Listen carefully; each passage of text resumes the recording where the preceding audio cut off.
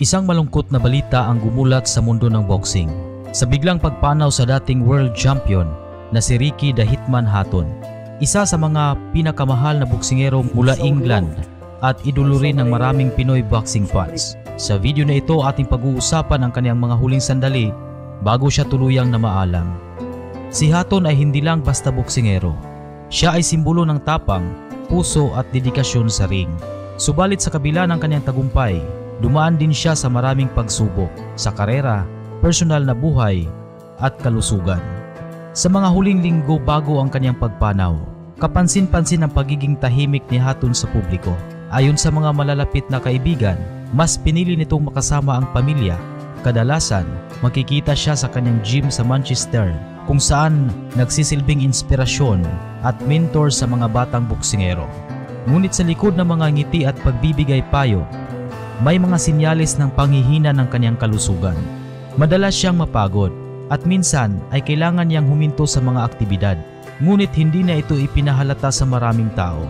Para kay Hatton, mas mahalagang ipakita na siya ay matatag at matapang hanggang sa huli. Isang linggo bago siya pumanaw, nagkaroon pa siya ng simpleng pagtitipon kasama ang pamilya at ilang matatalik na kaibigan. Dito ay binahagi niya ang kanyang pasasalamat sa kanyang mga taga-suporta, sa mga nakasama sa ring, at higit sa lahat sa kanyang pamilya na kailanman ay hindi bumitaw sa kanya.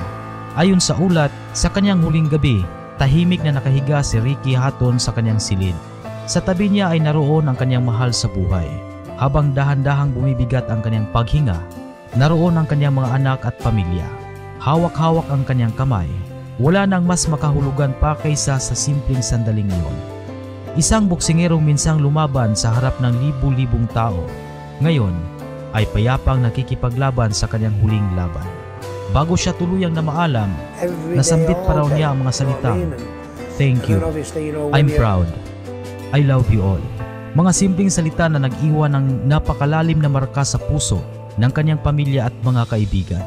Ang kanyang pagpanaw ay hindi lamang pagkawala ng isang boxing legend, kundi isang malaking paalala na ang bawat atleta, gaano man kasikat o kalakas, ay tao pa rin na marunong magmahal, masaktan, at sa huli, haharap sa katapusan.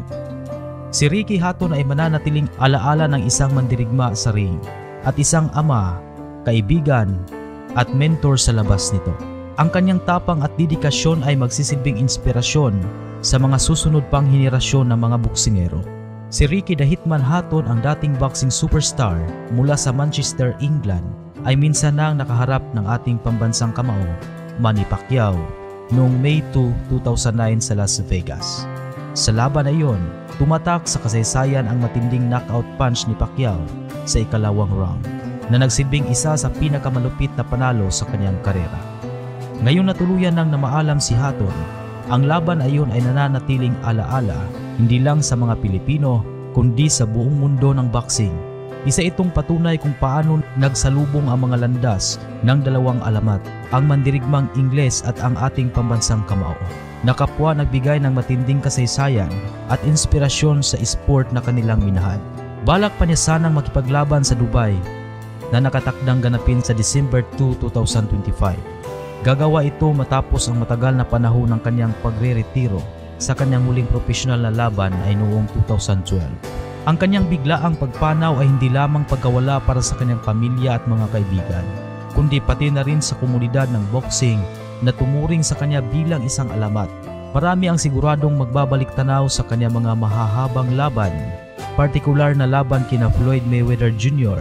at Manny Pacquiao, na nagmarka sa kasaysayan ng sports.